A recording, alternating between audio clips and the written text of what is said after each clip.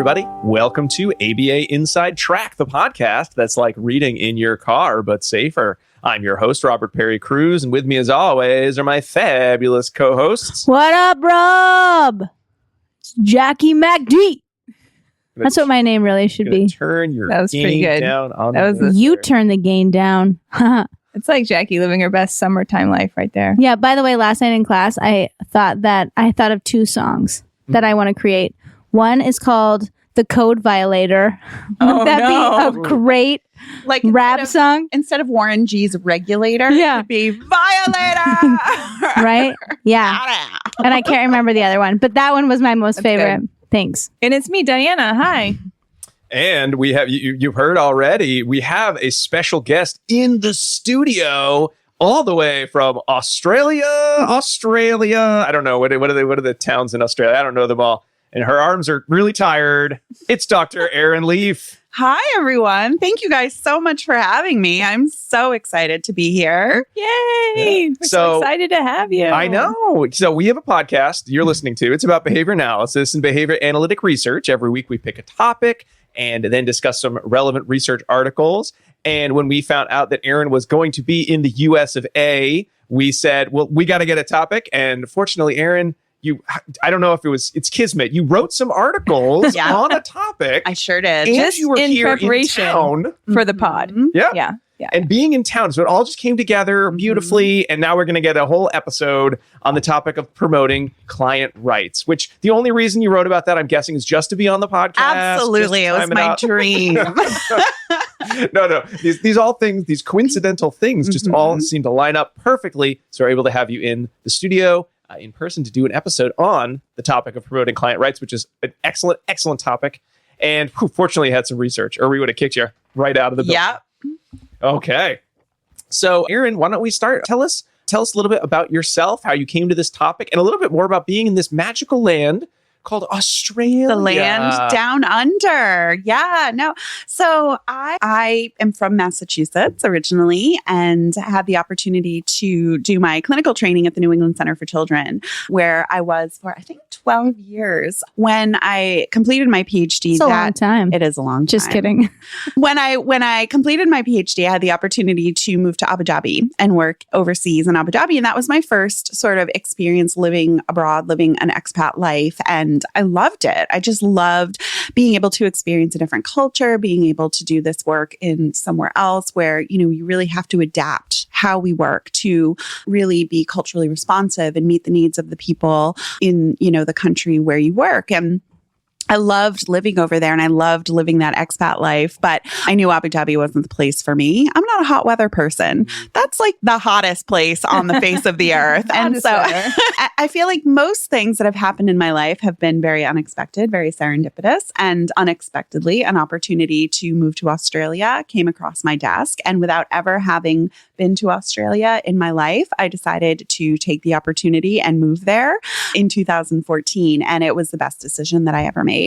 For a number of years, I worked in clinical practice in Australia in an early intervention program. And that really kind of taught me about, what are some of the relevant disability legislation, policies, how is disability service, how are they funded in Australia? What's important to Australian families of young children? How do you work with Australian school systems as these young kids transitioned into school? And I learned a lot about, what it means to practice in Australia, and was doing that for about 4 years before, again, I very unexpectedly had the opportunity to join Monash University as a senior lecturer, which is kind of in between an assistant and associate professor role at the university to establish Australia's very first verified course sequence in behavior analysis. Right. So I've been with Monash since 2018, established the graduate course in behavior analysis. Boom. And it's been going great guns ever since. It's proven to be hugely popular, and we have amazing students both from Australia and from all over the world who do the course, and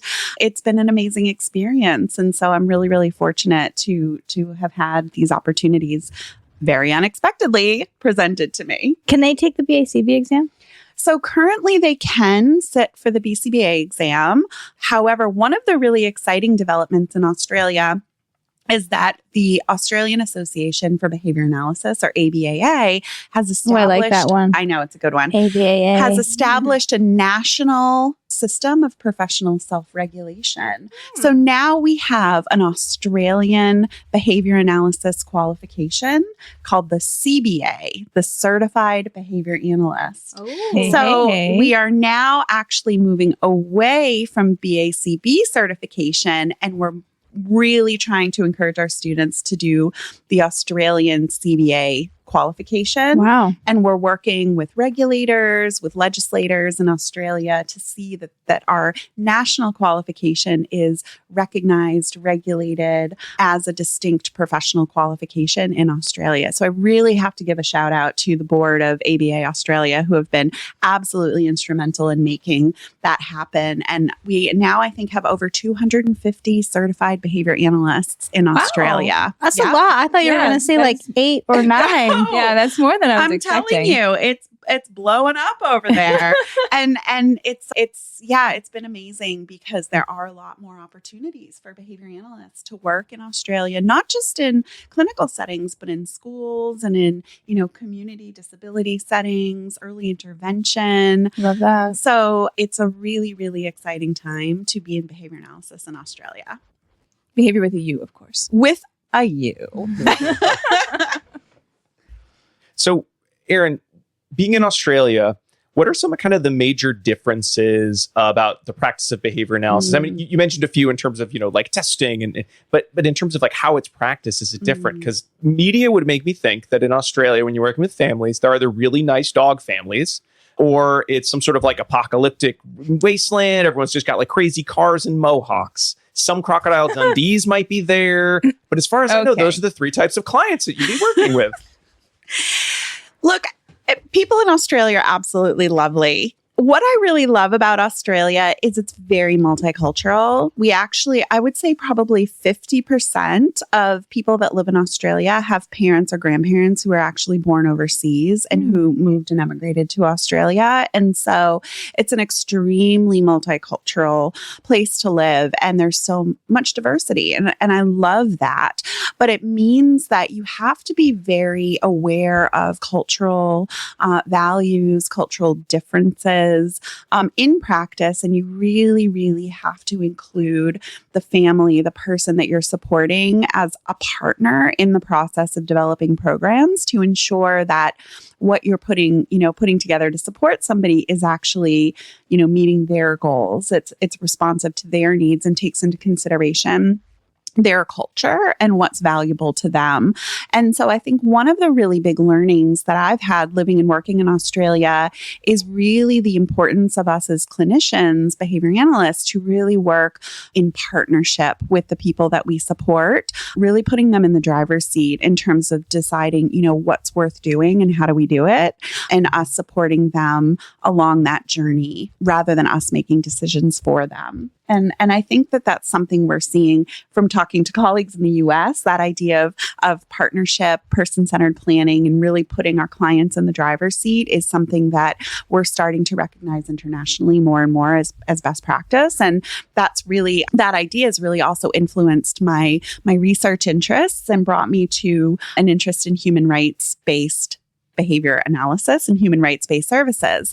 I will say one of the other really big differences in Australia is that our disability policy and legislation is very strongly underpinned by a human rights model of disability.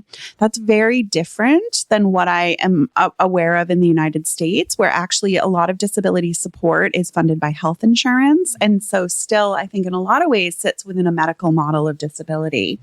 A human rights model of disability really shifts our focus away from looking at symptom reduction as a core outcome of behavior analytic services, and actually looks at protecting and upholding human rights and enhancing quality of life as a core outcome of services. And I don't hear a lot of behavior analysts talking about the importance of human rights in the services that we deliver. And I don't think it's because behavior analysis is incompatible with human rights. I think in a lot of ways, what we do is rights-based, but we haven't articulated it. And so a lot of the work that I'm doing now is really about articulating that alignment between behavior analysis and practice and a human rights model of disability. And that's really become my niche, I think, in research and practice in Australia. And it's been really helpful in terms of, I think, telling the story of what behavior analysis has to offer in a human rights-based context. So I did find it sort of funny, and I was wondering if it was related to just the fact that, you know, Australia being a more of a kind of a global facing country, because, you know, you bring up how so many of like the insurance schemes and the, you know, where the funding comes from is based on the UN's Convention on the Rights of Persons with Disabilities, which is one of those things that I read and I go, oh yeah, I remember that's a thing. And I'm like, oh, do we not talk about it in America? Because it's like, UN, get out of here. That's a UN thing. Like, I know we're there, but we're not really related to that. I mean, you know, having that kind of the American part of the UN, aren't we? We are part of, yes, we're definitely part of the UN. Teetering. But it's one of those things, like, I mean, if you ask the average American, like, what do you think about the UN's? I don't need to listen to the Woodrow Wilson's 13 points. No, that's the League of Nations. No, that's the League of Nations. Wow. I only listen to the League of Nations, a thing that hasn't existed for 100 years. Sorry. The Treaty of Versailles, that's where I'm at. But I mean, do you kind of having that viewpoint of, you know, being in Australia, but also, you know, being from America, that Australia, you know, that sort of sense of, well, UN and like that's something we should be paying attention to, and America just sort of ignores anything if it's got UN versus US in front of it? Look, I don't know. That's a great question. I do think living outside of the US and looking into the US as an outsider now, the US does really, and a lot of people here kind of think of themselves as the center of the universe and everything kind of revolves around the US. Whereas in other countries, I feel that there is a lot more connection. Australia has really strong connections with China, with the UK, with Canada. We have a lot of people from Greece that live in Australia. And so there is a much more, I think, stronger connection politically and sort of culturally to other countries. One of the things that I think is also really important to note is that many countries around the world, including Australia, have both signed and ratified the United Nations Convention on the Rights of People with Disabilities. So signing means that the country is making a commitment to sort of recognize the importance of the treaty, but it's not legally binding. So the country doesn't have to really do anything. The United States has signed but not ratified the CRPD. Now, Australia has ratified the CRPD. Again, CRPD is Convention on the Rights of People with Disabilities. Ratification means that the country they are committed to taking steps to enforce the CRPD in policy and legislation. And that's one of the key reasons why the human rights model of disability is so strongly represented within our legislation. It's represented within the act that underpins the National Disability Insurance Scheme, which is how disability services are funded. I can't believe they call it a scheme. It's a scheme. That must mean something different in Australia. It's a scheme, like a nice plan that everyone enjoys. Yeah, the NDIS is an interesting thing. It's an interesting beast. And again, you're talking about differences in practice in Australia. The NDIS, the National Disability Insurance Scheme, was established about 10 years ago as a completely separate funding stream than health insurance to cover disability supports. That seems nice. Yeah. And so health insurance is largely based on the medical model of disability, or the medical model full stop, and is about providing healthcare services to people. And again, we have free national healthcare in Australia. Woo woo. That's obviously a great benefit. That's like that Bluey show. That's not what anything looks like. Some people don't even think Australia exists. I can tell you it exists. But the National Disability Insurance Scheme, again, the act that underpins the scheme, the legislation, front and center is the human rights model of disability. Front and center is the fact that Australia has signed and ratified the CRPD, and the act is what gives life to sort of living and breathing the CRPD in the way that services are delivered. However, the United Nations Convention on the Rights of People with Disability is a very sort of ideological, sort of pie in the sky document, if you will, I don't actually think we have a great idea of how do we translate those articles into effective action in our day-to-day practice. We need to do a lot more work to identify what does it mean to uphold someone's right to an inclusive education? What does it mean to uphold someone's right to decision making? What does it mean to uphold someone's right to access healthcare, access living where they want to live in society when there still are so many societal barriers that people with disability face? And so that's really what I'm interested in, is how do we take the articles in the convention and really translate them into effective action within behavior analytic practice? So that's kind of where some of my research is sitting at the moment. See, well, we've had a lot of kind of good background information because we are talking about, although the UN, that document applies to the US, we don't really bring it up as much. Being in a totally different country, sort of how does behavior analysis look and how are things funded is so different. But we should probably say what articles we're going to be discussing in a little more depth. Well. Lucky for you, I have them right here. Well, then lucky for all of us, because this would be... Well, I guess Erin could just tell us what she read, but I don't think anyone wants to come on the show. What she wrote? Read your articles. Tell us what's in them. Thanks for reading them. All right. So we have a few different articles to inform our discussion today, and they include, I look at their rights first. Strategies used by Australian behavior support practitioners to protect and uphold the rights of people with disabilities by Leif, Subban, Sharma, and Fox. That was published in Advances in Neurodevelopmental Disorders 2023. There we go. Also, stakeholders are almost always resistant. Australian behavior support practitioners' perceptions of the barriers and enablers to reducing restrictive practices by Leif, Fox, Subban, and Sharma. And that was published in the International Journal of Developmental Disabilities 2023. And the stakeholders are always resistant is a quote. The Yes. quote from where the I article figured is not we would... about how, stakeholders, what a pain. Exactly. Yeah. And I think, what's interesting about these two articles is that they were opportunities. That you wrote them? Is that I wrote them. They were, first of all, I want to give a shout out to my co-authors, Dr. Russell Fox, Dr. Pearl Subban, and Professor Umesh Sharma have been absolutely instrumental in helping shape my thinking in this area. I also want to give a shout out to some of my colleagues, Matthew Spicer, Dr. Jeff Potter, Dr. Alinka Fisher, and Dr. Jeffrey Chan in Australia, who have also been exceptional research partners and colleagues who have really shaped my thinking. But one of the reasons that I was really interested in exploring these topics, and when I use the term behavior support practitioner, that refers to a new workforce that's being developed in Australia. So within the National Disability Insurance Scheme, there's a whole bucket of funding for behavior support. And it really recognizes that for too long, people with disabilities have not had access to high quality behavior support services. And the go-to option for managing behaviors of concern, we use the term behaviors of concern, has been medication, restraint, mechanical restraint, physical restraint, environmental restraint, and seclusion. These really reactive, restrictive measures that actually can impinge on somebody's human rights. With the National Disability Insurance Scheme, there's now much more of a focus on positive behavior support. And in the positive behavior support legislation documentation, it is defined as the integration of the clinical framework of applied behavior analysis with the values of the disability community and underpinned by the human rights model of disability. So what does that mean? Well, now we're developing a new workforce called behavior support practitioners. Unfortunately, there is no standardized training for behavior support practitioners. So there's really wide variation in their skill sets and their backgrounds and their ability to do positive behavior support well, which is a challenge.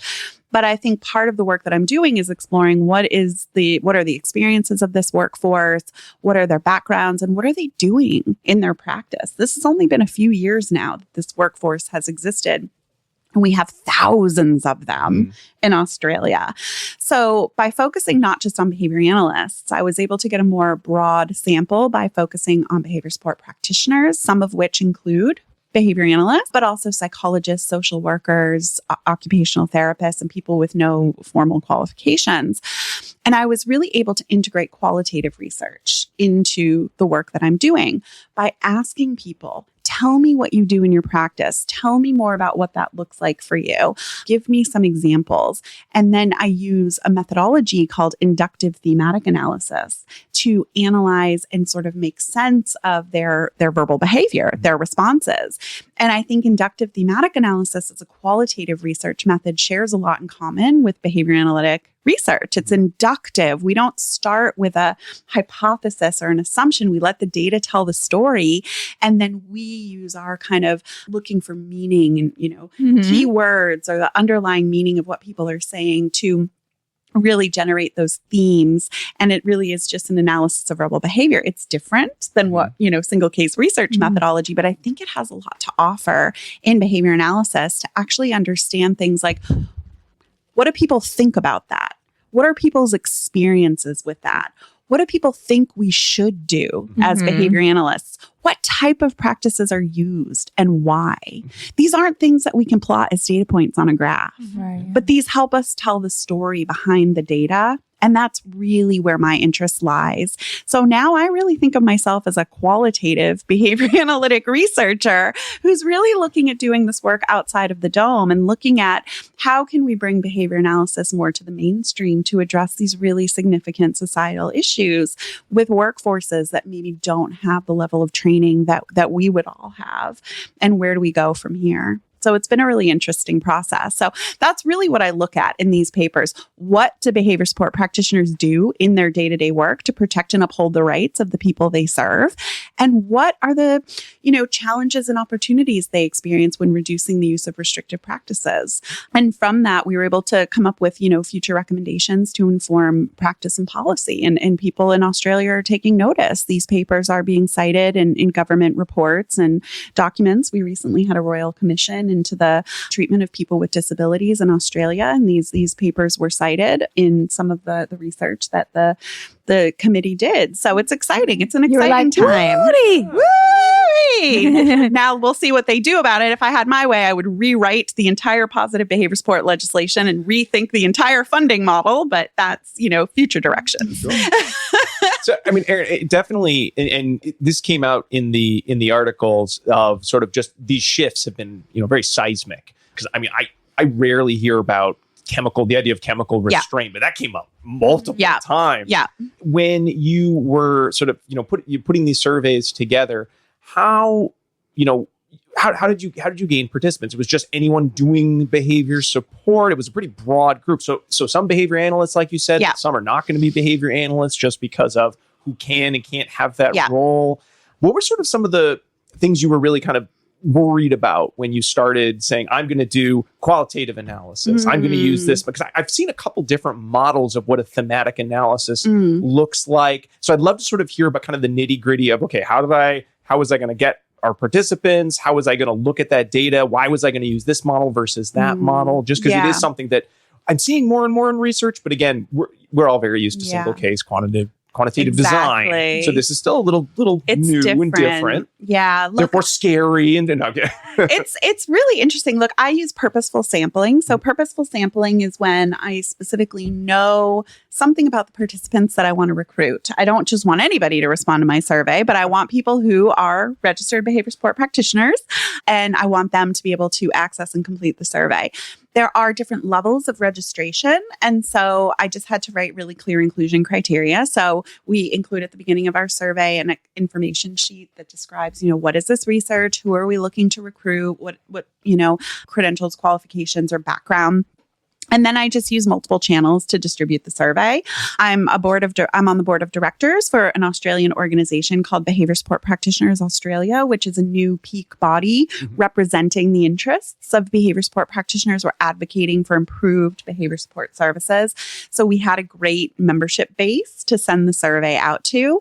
The NDIS Quality and Safeguards Commission, which is an organization that really oversees quality of behaviour support, a government organization, also distributed the survey. And from there, it's hard to get a huge response rate. And this was back in 2022. So we had even fewer behavior support practitioners then. But I just cast a wide net and, used snowball sampling, which means that people who filled out the survey could forward it on to other people who would meet the inclusion criteria. So purposeful sampling, snowball sampling, and using my professional networks to distribute the survey. That's how I was able to get the reach out there to get the participants. Then we had the survey open for, say 2 months.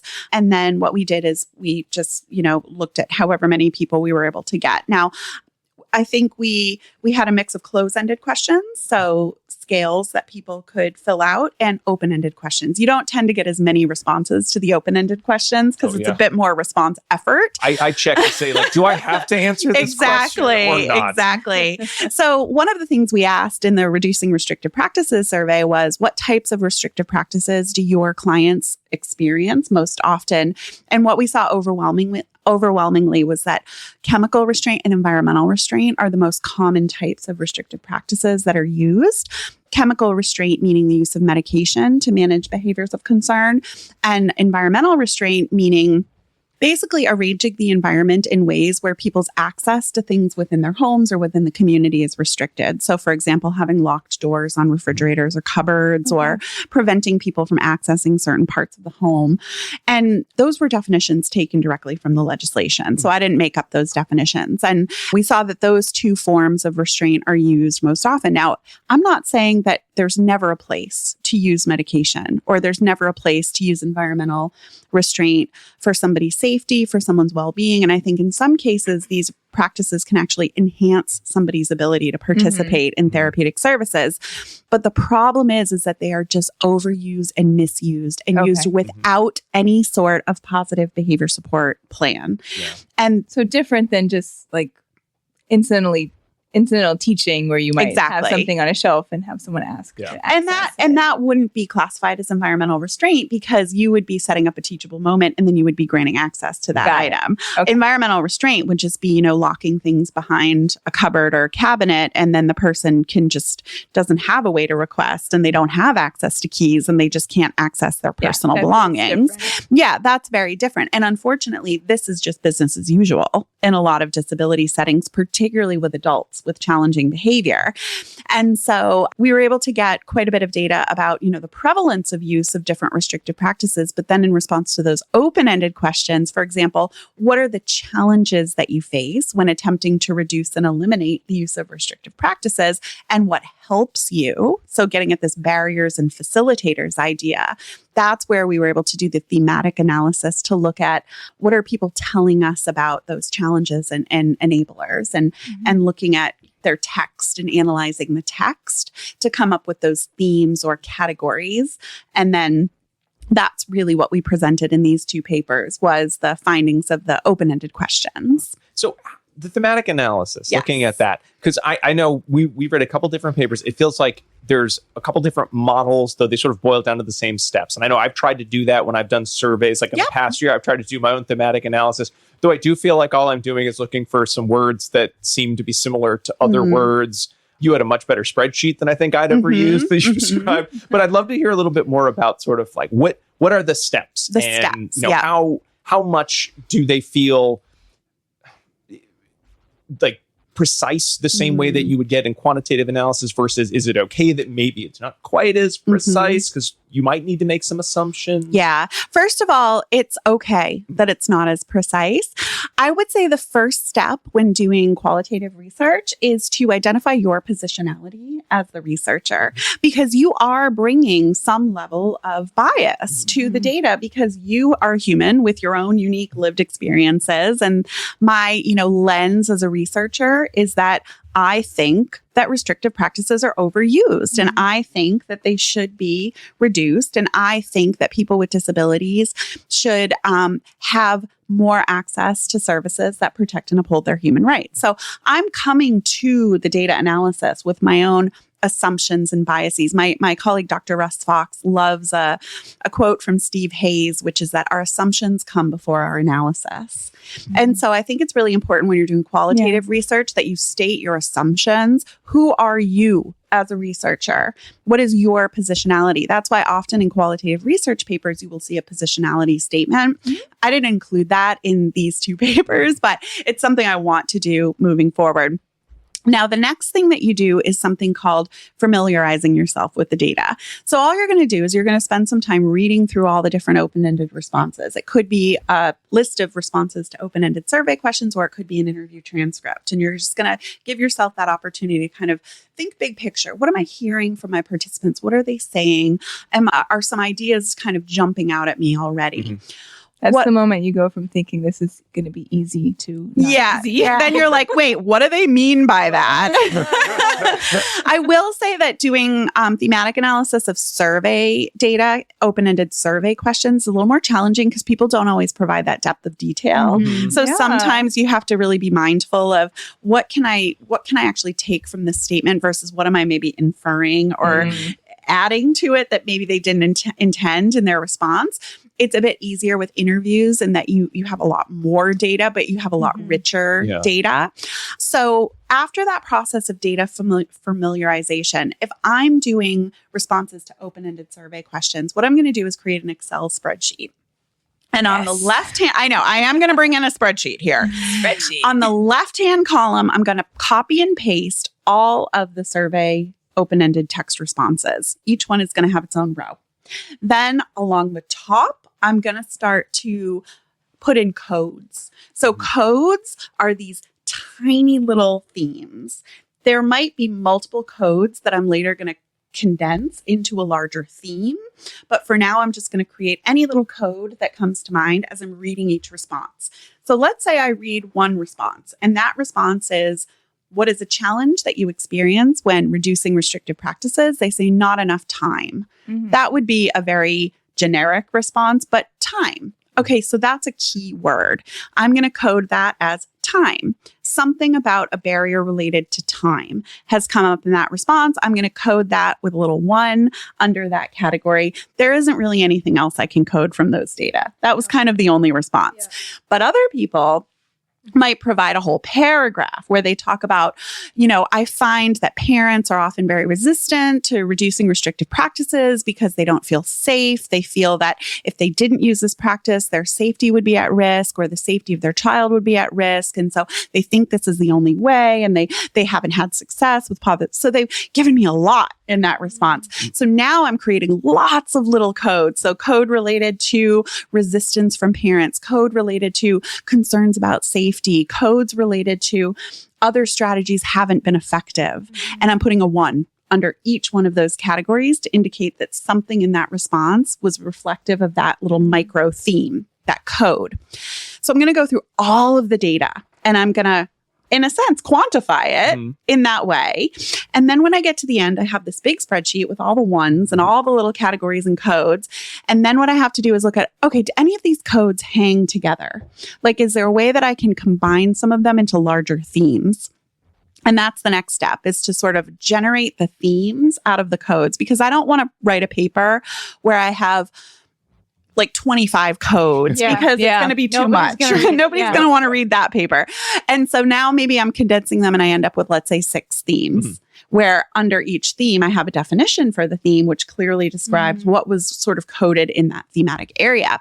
And then I'm going to recode the data. So I'm going to put all of the quantitative, all those little 1s under the themes instead. And so by the time I get to the end of that process of condensing into themes, now I can say, okay, 50% of responses gave 50% of participants gave me a response that was indicative of this theme. 25% of participants said something that was indicative of this theme. 100% of participants said something that was indicative of this theme. So now I kind of have a quantitative element to go with the qualitative analysis, which is the percent of participants who said something indicative of that theme in their response. And that's how I presented the data in these 2 papers. And so you do get a little bit more of that robust, I guess, quantitative element, that it's not just that some people said this, but like, how many people said that? Like, was that a common thing, a less common thing? That's not typical. That method, I've kind of invented that methodology. I really liked it. It took a lot of information. And sort of, it's like, most people are saying things along these lines. And I think that gives you that kind of the scope of the themes. And the other thing you can do, and this is also uncommon within qualitative research, is the way that I did the coding, I can have a second researcher code the data using the same code. And then we can get inter-rater reliability. And people think it's really weird to do inter-rater reliability with qualitative data because the whole point is that the researcher sort of it's allowed to be subjective. Like you don't have to have qualitative inter-rater reliability. But I think with this sort of combined qual-quant method that I've created using my Excel spreadsheet, it allows for a second rater to do that coding. And then I think that does strengthen the believability of the data. That is something that people often talk about, is how do you strengthen the validity and reliability of qualitative data? So that's a method that I've used. I don't think it would work for coding interview transcripts because interview transcripts tend to have a ton of information. It's not like bean county, like you can do with a lot of short open-ended survey responses. If you have like 10 interview transcripts, it's a little bit different, but some other ways that you can enhance the reliability and validity of qualitative data are through having a group of people do it together and having frequent discussions about the themes that are sort of sticking out and how to sort of land on what themes are most important. You can also do member checking where you analyze the data and develop themes and then send it to participants. And you ask participants, do you feel that these themes are reflective of your experiences and what you told me? And they can give feedback on the themes. That's great. Yeah. Really great. How did we do? I know, exactly. So there actually are sort of different methods to get not inter-rater reliability, but to enhance the believability of qualitative data. And, through my experience doing this work, I've learned a lot about that. So one of the books that I really like that's really guided my thinking is Braun and Clark, Thematic Analysis. It's a very user-friendly book on inductive thematic analysis, and I highly recommend it for anyone who's looking to get into this area. Okay. We'll add it to the book club master list, I think. If it's on Amazon, which is usually where we make our list. Yeah. You can buy books elsewhere, though. Oh, yeah. Australia, Amazon. Not possible. I know one of the authors is from New Zealand and one of the authors is from the UK, but I'm sure you can get it easily in the United States. Okay. That's a good one to keep in. Because I think especially sort of with sort of a renewed interest in, hey, are we really looking at social validities the way we could? Right. I think this bridges a gap of people saying, well, I asked them once or twice, or I'm not really sure how to measure it because it's not a graph. I think this is... I think, the future of social validity research in a lot of ways. And we actually just published a new paper in the Journal of Applied Behavior Analysis where we did a 10-year systematic review of social validity measures published in JABA. And what we found is that the most common measures of social validity were researcher-created Likert-type rating scales conducted at the conclusion of the intervention where the data were not used in any way to inform any changes to the intervention. That's not social validity. That's not behavior analytic, right? Behavior analytic research it's iterative, it's inductive, it's, you're always looking at the data along the journey to inform changes to what you're doing. How is that type of social validity representative of behavior analytic research? And so we actually were pretty, I guess, critical of what we found with respect to current social validity assessment methods. And we think that, the future of social validity is more of those inductive, ongoing measures of social validity. I think things like, concurrent chains preference assessment is one method, or like Dittu's enhanced choice model. But I think that there are other ways through conversations with people, through interviewing, through even what you do in your clinical meetings with families, are opportunities to gather social validity data. But how do we make those data not just... I think we collect them. How do we make them more transparent and more publicly available in research so that people can see, I call it telling the story behind the data. So we can do a better job of telling the story behind the data. And I think that's what's going to improve the public perception of behavior analysis. Excellent. I love that. So you have your two surveys, hey, what practices are people using? Hey, what are the barriers? It's kind of, with each one kind of briefly, what were some of the general themes? And then we can talk more about, I think, a lot of the great recommendations that stem out of them. So you've got your behavior support practitioners, and they're saying, these are the types of things that we're doing to support client rights. And, you sort of broke it down into a couple different categories, but what were the main themes? Like, I saw this one over and over, and it made me happy. And then some of I saw this over and over. Didn't love that. Hope this changes. One, I think, really important aspect of human rights. This isn't something we talk about in behavior analysis a lot, but it's something we talk about more in other disability fields is supported decision making. So how are we including the person with disability as a decision maker in their own services? And that could be for people who have high communication support needs, not just people who can come to the table and have a conversation, but how are we really getting to know the person with disabilities and putting their voice center in the planning process? And so a lot of practitioners said that idea of using person-centered planning, that idea of working in partnership with the person with disabilities and their support team and putting their voices front and center in the planning process was a way that they were upholding rights in practice. And that very much does align to the article in the Convention on the Rights of People with Disabilities about helping people make their own decisions. I think part of that goes along with that is for people to make informed decisions, they need information that they can understand. So another theme that we saw was people giving information that was accessible. We need to eliminate jargon when we talk to families and when we talk to people with disabilities. We need to perhaps look at using easy to understand language or easy read formats when we present written information. So give people information that they can easily understand, adapt that information to suit their level of understanding so they can truly make an informed decision about what types of services they want. Another one, interestingly, is functional behavior assessment. Using functional behavior assessment is a way to uphold the rights of people with disability because it is about understanding the why.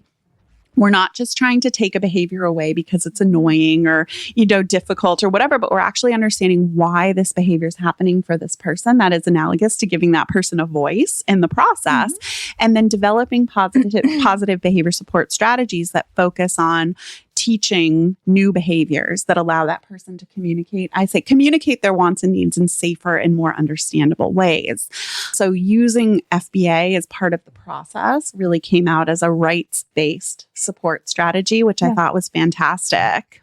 At its core, it's a reinforcer assessment. Totally. It's about understanding what's important to you and how can we help you do more of what's important to you. And an FBA, and this is why I say a rights-based approach isn't inconsistent with behavior analysis. It's not that we don't do some of this stuff. We do. It's just that we've never articulated the alignment. And I think that at this point in time where there's criticisms of our field, where there's concerns about whether what we do is safe and person-centered, we need to really articulate those alignments. And so that I thought was really interesting that some of the practices we use were viewed as a rights-based practice. And of course, looking at ways to uphold someone's rights, looking at ways to get rid of restrictive practices that don't need to be there, and then looking at ways to minimize the use of restrictive practices and supplement that with other behavior support strategies using things like functional communication, making changes to the environment around the person, understanding what brings this person joy in life and helping that person do more of those things. All of those are consistent with upholding a person's rights. So those were some of the main themes that came out of that particular survey. Yeah. And I'm guessing the barriers survey was, and we just did the things we said in the last survey, and it's been amazing, right? No big if only the barriers survey, the things that we encounter when trying to eliminate and reduce the use of restrictive practices are significant. So of course, as mentioned in the title of that paper, apprehension and fear on part of parents, support workers, service provider organizations, teachers. Apprehension and fear about taking out restrictive practices was the number one barrier. And I get it. It's not that people are just bad people that just want to, impinge on the human rights of people with disabilities, but using these practices is just how they've figured out how to get by in day-to-day life. And how to feel safe, right? It's how they know to feel safe, feel like they can, keep the person safe, feel like they have some sense of control over what's happening within their lives. And I think that with this idea that we need to get rid of restrictive practices, practitioners probably came in guns blazing and were like, you can't do that, you can't do that, you can't do that, you can't do that. And it terrified families, it terrified teachers. This is how they've just learned to cope with day-to-day life.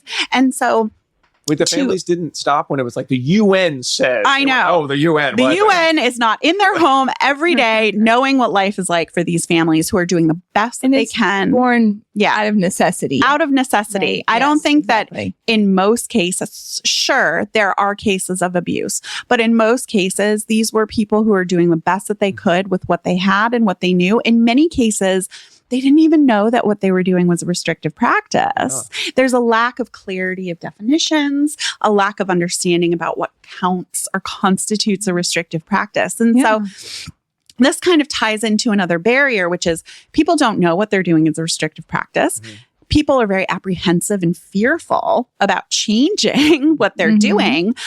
We need time to be able to work with families, to be able to work with schools, to be able to work with support workers, to actually build their confidence and their skill in implementing alternatives. That's not something we can just write a piece of paper and say, do this instead, and they're going to do. And that's kind of where we're at right now within the scheme. It's sort of like, just write a behavior support plan and give it to them, and that'll do the trick. And it's like, no. Writing a behavior support plan is not where the magic happens. The magic happens in the coaching, the walking side by side with families and assisting them to learn to implement these strategies and to see the success and to build their confidence. We don't have enough time and we don't have enough funding to do that right now. At least that's not what behavior support practitioners say. And so there's really a need to understand that this process of reducing and eliminating restrictive practices is a long game. And we need to be able to build those strong, trusting relationships with families, support workers, teachers, and help them implement alternatives. And it's a slow process. It's not, I think there's this idea right now in Australia that to reduce restrictive practices, we need to just write a behavior support plan. But it's so misconstrued, right? Because positive behavior support is not a written document. It's a cross that word, restrictive practices, and write behavior support something else instead. It's like, no. Like, it's a systems approach. It requires change at all levels of the system and capacity building. That's where we need the funding and the time. So I would say those are some of the most significant challenges that people noted. One thing that really jumped out to me, behavior analysts usually get a rap as like, these know-it-alls. They say, do this, and they think they're above everybody else. Boy, the behavior support practitioner responses around the medical practitioners are pretty damning. It seemed like those people are jerks in Australia. Yeah, so that's a really interesting point. So in Australia, behavior support practitioners are now seemingly responsible for monitoring the use of chemical restraint and advocating it for its reduction, but they are not the prescribing professional. Right. The prescribing professional is a GP, a general practitioner, a psychiatrist, or some other medical professional. They prescribe. So now behavior support practitioners are essentially being asked to work outside their scope of competence and practice by advocating for medication changes. And medical doctors, they don't think that what they're prescribing is a chemical restraint. They've never heard the word chemical restraint before. So now you have this young behavior support practitioner coming into the office and saying, I need you to sign this form to say that what you're prescribing is chemical restraint. And the doctors are like, I'm sorry, excuse me, what? That's not a chemical restraint. That's medication. And so now I think that there's this real, challenge with how are behavior support practitioners supposed to advocate for the reduction of something that the prescribing professional does not agree is a restrictive practice? How are they supposed to advocate for prescribing medication when that's not in their scope of practice? There's so many challenges related to chemical restraint. And I think what needs to happen before we can start to do anything meaningful in this space is that the peak medical associations need to come up with a coordinated position on the use of medication for behavior management, train medical professionals in what this means and how to, prescribe and how to monitor how things are being like a lot. And that's a huge undertaking. It's a huge culture shift in the medical profession around, you go to a doctor, they're going to prescribe medication. Like, that's what they're in the business of doing. They might refer you to a behavior support practitioner if they're sort of in the know, but you go to a doctor and you say, this person's really agitated, this person's, having self-injury or aggression or other behaviors of concern, they prescribe medication. That's what they do. So I think without getting the medical profession on board, we're going to have a really hard time reducing the use of chemical restraint. There's also just rampant issues with definitions. Again, even behavior support practitioners can't agree on what constitutes a restrictive practice. Like, people want a list. What is a restrictive practice and what is not? There is no such thing because it's contextual. It's how it's used is whether or not giving someone a hug could look like a physical restraint. It's not a physical restraint, it's giving someone a hug. But if you bear hug someone to stop them from hitting themselves in the head, that would be physical restraint. So you just kind of blew my mind with the idea of the contextual restraint hug, Erin. Yeah. I never thought of it that way. But that's the thing is, we want a list. There's no list. It's all contextual. It's how it's used, when, and why that defines whether it's a restraint. So we would say with a medication, if you give someone a medication because the purpose is to reduce their self-injury, that would be medication for the purpose of behavior management. It would be a chemical restraint. Well, now doctors are saying, oh, it's not chemical restraint. I'm giving them the medication for their autism. Which we know there's no medication to treat autism, but they're saying it's not for behavior, it's for the diagnosis. Now, technically, it's no longer chemical restraint. So there's a lot of issues with understanding, with definitions, with context that make it really, really challenging work. Well, we have some great results. Now I guess the question becomes, what do we do next? And we'll get to that after a little break. We'll be right back.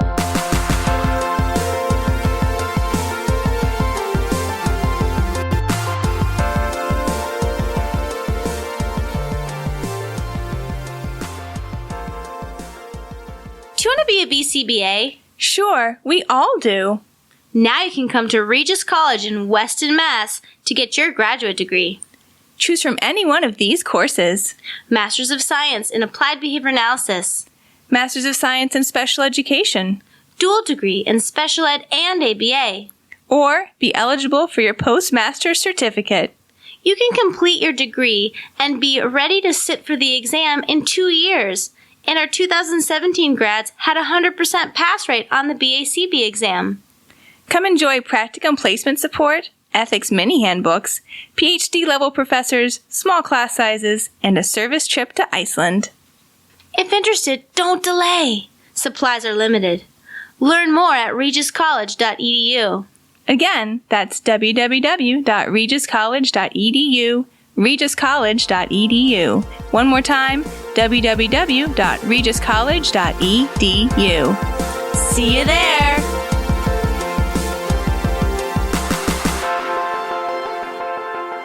And we are back talking with Dr. Erin Leif about promoting client rights. But before we get into the recommendations, I just want to remind our listeners, ABA Inside Track is ACE and QABA approved. And by listening, you're able to earn 1 learning credit. All you need to do is, finish listening. Then go to our website, abainsidetrack.com, and enter in some key information, including 2 special secret code words. These code words come straight from Australia. Erin, how do you pronounce the first one? It starts with an M. Melbourne. Melbourne. I'm going to spell that for those of you who are not in Australia. It's Melbourne.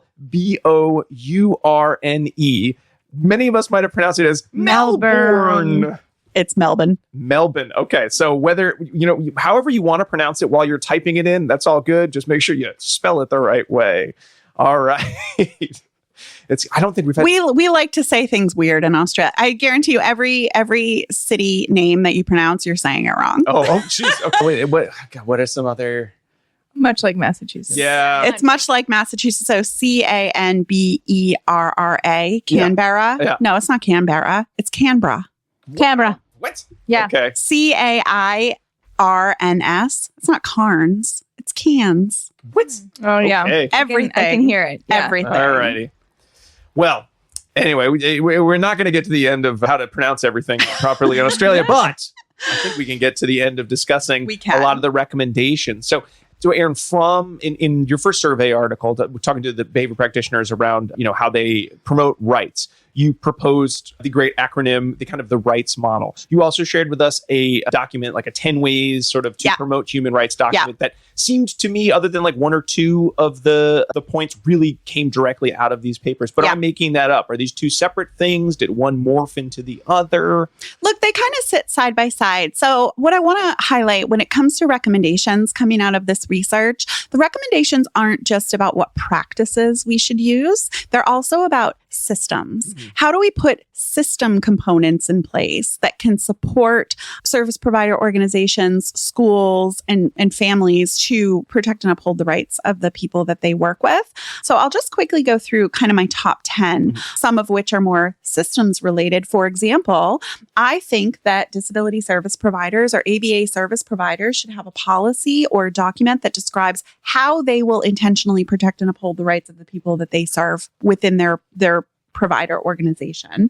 So this could just reference the United Nations CRPD and talk about, well, how are we going to provide information to people in ways they can understand? How are we going to provide a complaints mechanism so people can voice issues that are coming up for them? How are we going to put the person's voice at the center of the planning process? So if there's one takeaway that I can give to all of you listeners out there, it's develop a policy within your organization that specifically describes the steps that you will take to protect and uphold the rights of the people that you serve. That's a simple thing that everybody can do tomorrow. The next thing is that we need to foster this collaborative and empowering therapeutic alliance with the people that we serve. This idea of the presumption of benevolence. Do you remember us talking about that in graduate school? I still talk about it in graduate school. The presumption of benevolence is no longer cool, right? This idea that we're the expert and we know what's best for you and we're just going to tell you what you need. No. We need to work with you as partners to discover what's important to you and how are we going to help you achieve that. So by building a strong therapeutic alliance with the person, by being trustworthy, by putting them in the driver's seat, by listening, we can do that. The next is that we want to enable the people that we work with, particularly people with higher communication support needs, to make their own decisions. And I really recommend that behavior analysts look at the literature on supported decision making. Decision making isn't you either do it independently or you don't. It's a continuum. Everybody has the capacity to make decisions somewhere on that continuum. It's about identifying what is the place of support for that person. The next is to provide information to families and to people with disabilities in ways they can understand. People have the right to access information. So how are you going to provide information, perhaps using more easy read formats, using, talking to people in ways that are free of jargon? Think about how you're providing information about your services in ways that allow your clients to understand and make truly informed decisions. Can I pause on that one for 1 second? Because every time I hear make something, more readable, I certainly think about jargon. And then I feel like I sort of fall into the weeds of like, well, I guess I have to use a bigger font and maybe no serifs, or should I use serifs? And I need to make sure it's what's a serif? Like when you have a T and there's like a little flaggy on the end of the T. It's just like little extra parts on the end of the letters. Yeah. Like how it's readable are the letters. Look at the font. I feel like I get into like the aesthetics weeds. The aesthetics, and I know there's so much more to it than that. I mean, what are some other things that you might recommend in terms of like to make something more understandable? So level of language. Mm-hmm. So now with AI, we can actually run documents through AI and say, write this at a 6th grade reading level. A good use for AI. You can use ChatGPT to try to make your documents. Let's say you have your policy or your service agreement that's written, how you would normally write it. We'll run it through ChatGPT and say, rewrite this at a 6th grade reading level. Mm-hmm. That's one way. One way, if you don't want to use AI to get a 6th grade reading level, is to shorten the sentences and decrease the syllables per word, because I have to do that now. And so that's how I do it. Ask a 6th grader to rewrite it for you. What do you make this behavior plan, Billy? Another way is to add pictures. So add picture representations of some of the text. Another way is to, if you have many clients for whom English is not their first language, can you translate some of your documents into, Spanish? Or, for example, in Australia, we have a lot of native Mandarin speakers or people from India. So that's tricky because there's so many different languages. Yeah. But can you translate it into a different language to make it more readable? So it's just all about thinking of the, needs of your audience, like your listeners, and how can you make it more understandable to the listener? Okay, yeah. Thank you. I appreciate the No problem. detail there. The next is more of a practice, but it's number 5. Implement person-centered positive behavior support plans, right? Like make the focus, and this is really related to behavior support specifically, but make the focus of your work on building skills, meeting people where they're at, providing support that is pitched at the right level, and then building skills over time. And when we do this, we really do need to consider the person's unique strengths, their goals, their values, and their needs. So we need to look not just at deficits, but also at the strengths and talents and interests that they bring to the table. Number 6 is, interestingly, it seems maybe a little out of left field, but it's cultivate cultural capability. Understand that people from different cultures often are expected to give up what's valuable in their culture to sort of integrate into the mainstream. And you might consider disability to be a subculture in and of itself. And for some people who are seeking services, the goal is not to rid themselves of disability. They are proud of being a disabled person, but they want to be a disabled person who has support so that they can thrive rather than a disabled person who's struggling. We need to respect that. That's part of culture. And so it's about, again, putting the person in the driver's seat and understanding what's valuable to them. Understand that what's valuable to them might be strongly based in their culture. It might be very different from what we would consider to be valuable, and really make sure that we're understanding and integrating their cultural practices, beliefs, traditions into the provision of services. The next is utilize the least restrictive alternatives, right? We want to go in and support people. Sometimes that might involve having to use a restrictive practice for safety reasons. But how can we use a restrictive practice that's sort of the least intrusive for the least amount of time possible?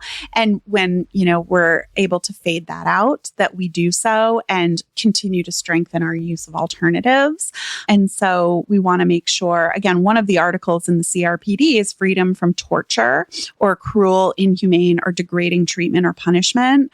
And this is a great opportunity to say that under no circumstances should another human being ever be electrically shocked in the name of behavior analytic treatment. And I and all of Australia wholeheartedly condemn any use of electric shock on people with disabilities.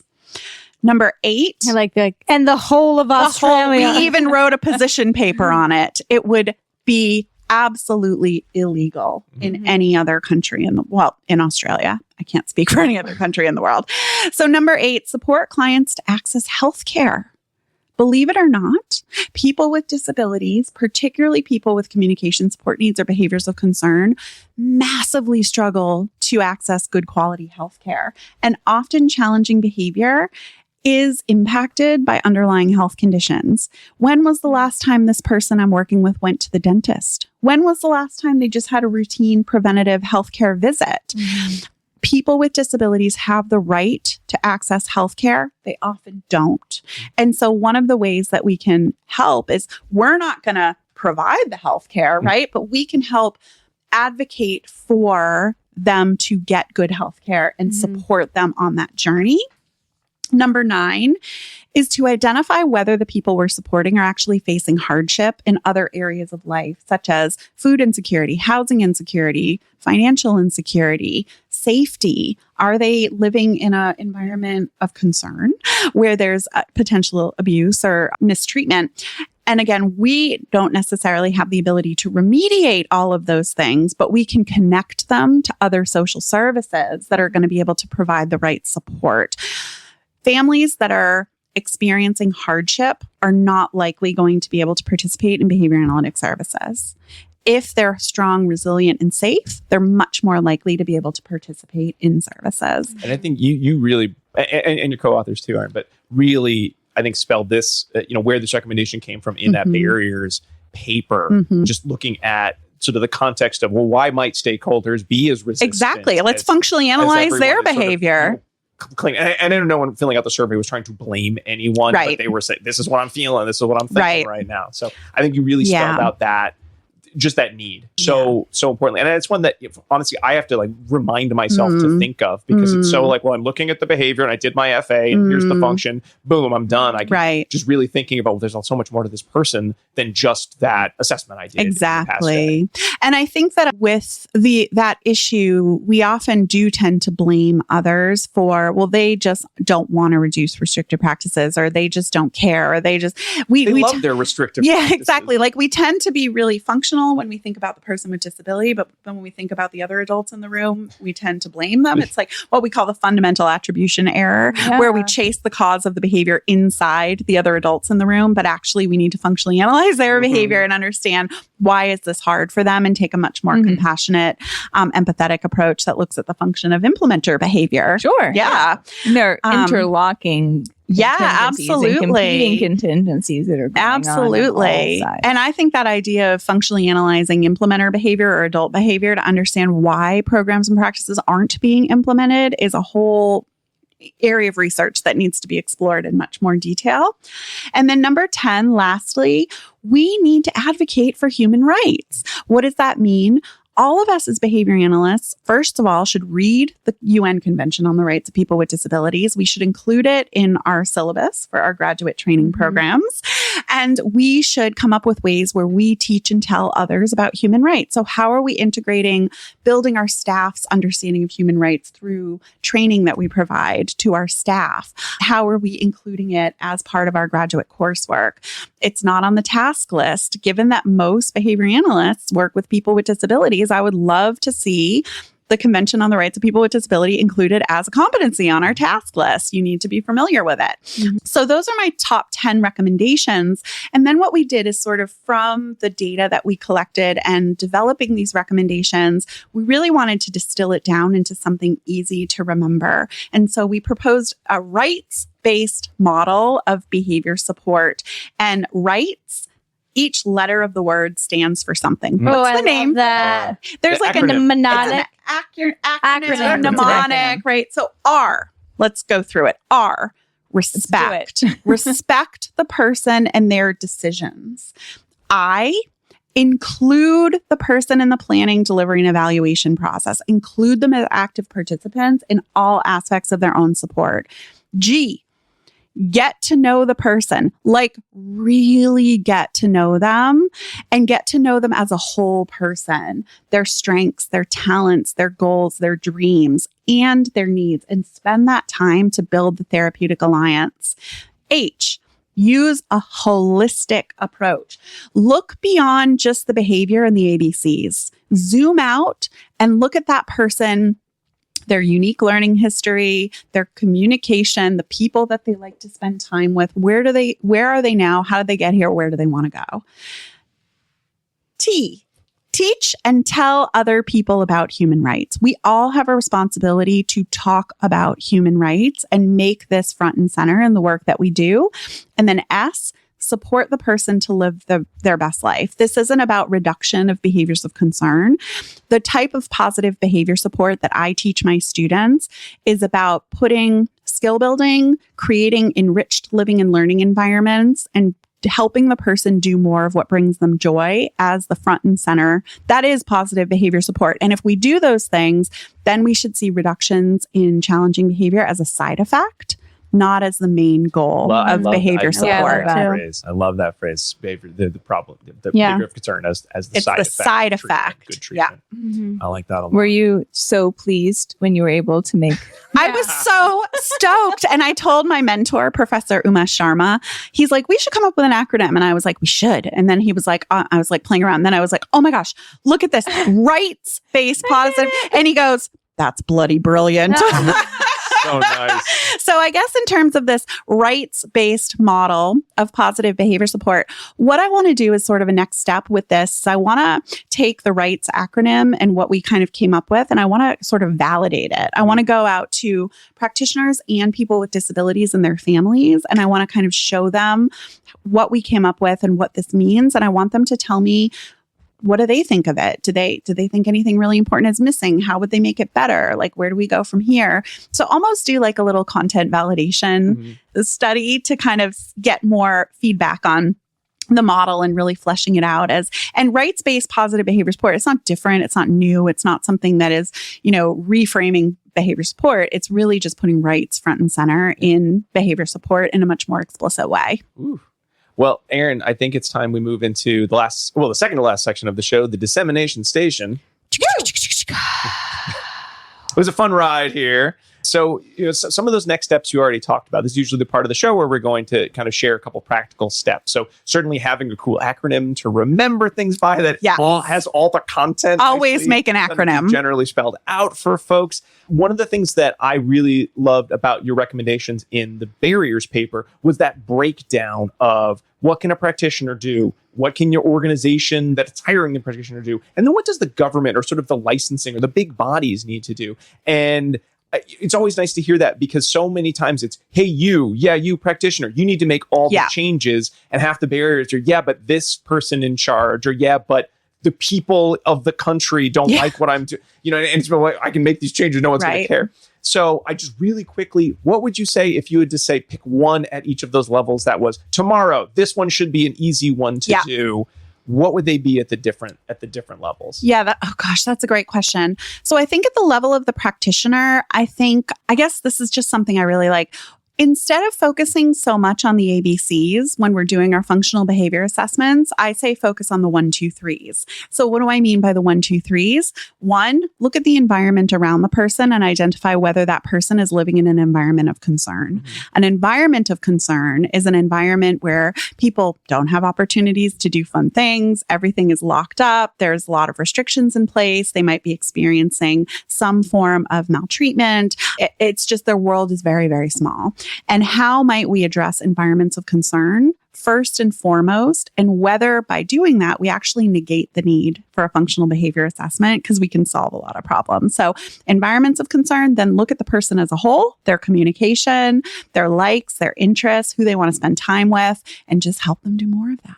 And then finally, lagging skills. What are some skills that we can start to work on with this person? How can we strengthen their, communication? If we do those three things, which I'm terming the 1, 2, 3s, can we actually negate the need to have to do a functional behavior assessment and put a behavior support plan in place? I am 100% behind that. I don't think you're alone. 1, 2, 3s. Oh, woo! I like that so much better. So the 1, 2, 3s before the ABCs, that's for individual practitioners. For service provider organizations, develop a policy that describes how you're going to uphold the rights of the clients that you serve, and then train your staff on those policies. And then for government, for, more at that, I guess, institutional government, whatever level, I think, this is a hard one. I think more data transparency. I think that in Australia, we see the government collects a lot of data on how often different restrictive practices are being used. And there's just a lot of data is being fed into the system, but then those data are hidden. Like if government, we need to be able to look at data to make decisions at a much bigger level. So if governments that collect data can make those data transparent so that we can see the data, so that we can use, even if the data are messy, even if they don't look good, we need to know where we are at this point in time to know where we go in the future. I would implore the Australian government to make all of the data, come on, government, make all of the data publicly available so that we can start to look at those data, use those data to make decisions. Right now, nobody can access the data. Okay. Ooh, those are some great initial recommendations, and they go all the way to the top. All the way to the top. Come on, Bill Shorten. Come on, Minister. Well, let's move on to the last section of the show, pairing. So, Diana, this is your time to shine. All right. Well, you once again are in luck because I have prepared for us some pairings. What do they say? I didn't do it. No, we're going to skip it. We're skipping. So in the pairings portion of the show, I let you know about past episodes that you might want to go check out if you found this one interesting. And we have several that this topic relates back to. They include episode 71, where we talk about cultural responsiveness with Salandi Forte. Episode 165. Oh, wow. Yeah. Long time ago. We talked about quality of life. Episode 204, trauma-informed applications of ABA with D2 Rajaraman and Jen Austen. Episode 214, compassionate care with Jessica Rohr and Mary Jane Weiss. Episode 236, assent and self-determination with Haley Steinhauser and Alex Kishbaugh. Episode 251, self-determination and IEP planning. 268, discussion on neurodiversity. 270, assessing social validity. And finally, 281, our neurodiversity discussion part 3, choosing autistic supported goals with Kate Chazen. Any of those? Wow. You might want to check out for sure. I feel like I'm in such good company with all those amazing people. This is, some of my favorite folks are in this list. And then the other portion of pairings is that we also recommend a snack to go with our episode. And so I'm going to see if I can put you on the spot here. Okay. Erin. Because I'm like, well, I can say like my Australian food, but I want to hear from you. What is an actual like good Australian food that's special that we could have for our snack? That you can get here? No. Okay. It's imaginary. Bad that we can't get Yes. here. Great. Yes, that one. Oh, gosh. I mean, I would say, of course, one of Australia's number one snacks is Tim Tams, which I saw that you can actually buy at Wegmans, but they're so expensive. Oh. Is that like a chocolate cookie? It's the chocolate cookie thing. Yeah. Tim Tams are a big thing. Okay. I need wouldn't that. say America has so many more snack options than in Australia. I'm like, oh God, I don't even remember. But I would It say, could be a meal as well. It doesn't I would say, I mean, we have a lot of really good, authentic Chinese food and dumplings in Australia. So I'm a big fan of dumplings. Okay. I love it. So I would say that everybody please eat dumplings while you listen to ABA Inside Track. Okay. Awesome. Thank you very much. Love it. That was pairings. All right. Please enjoy. And that brings us to the end of the show. Once again, big thanks to Dr. Erin Leif for being on the show, being here in the studio, which is very exciting. We don't get to do that with guests as much, especially coming from international. so far away. I know. We also want to remind all of our listeners that ABA what do I want to remind listeners? Not that we're ACE and QAB approved, though I do want to remind you of that, but that there's lots of other ways you can find ABA Inside Track. Certainly, you can go to our website, abainsidetrack.com, to find links to Erin's research, as well as all of our previous episodes, and certainly the episodes mentioned in pairings. You can email us at abainsidetrack@gmail.com. And you can get all of these episodes a week ahead of time, get discounts in our CE store, and get access to exclusive episodes by subscribing on our Patreon page. That's patreon.com/ABA Inside Track, where we are going to be, by the time this episode comes out, we've wrapped up the summer of book clubs, but those book clubs are all there for the taking. Just need to, subscribe there. Otherwise, you can wait and eventually they come out. But who wants to wait? You want to hear them today, I'm sure. The populace is clamoring for book clubs. Clamoring for book clubs. We have a couple other people to thank, too. We want to thank Dr. Jim Carr for recording our intro-outro music, Kyle Sturry for our interstitial music, and Dan Thabit of the Podcast Doctors for his amazing editing work. And then finally, we've got our second code word that you're going to need. Erin, how do you pronounce this one? This one is Brisbane. Brisbane, spelled Brisbane. You may have called it Brisbane. It's Brisbane. Again, as long as you're typing it correctly, you can say it in your private event of how you pronounce it, however, I suppose. But now you know if you go to Australia and you ask, where's Brisbane? They'll laugh at you. Don't say it. All right.